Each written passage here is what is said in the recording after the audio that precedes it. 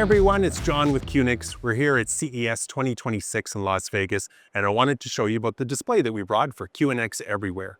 Now, over the last year, myself and the QNX Everywhere team have been working really hard to engage the hobbyist community and the academic community, and to help us do that, we've created some demos to help show off what you can build easily with free access to QNX 8.0.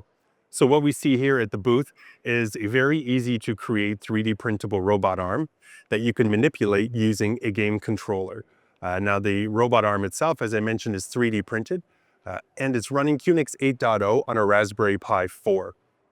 The application itself, driving the robot arm, is created with ROS2 Humble with 2 nodes, one in C and one in Python. So you can work on the application in the sort of environment and programming language that you're most comfortable with.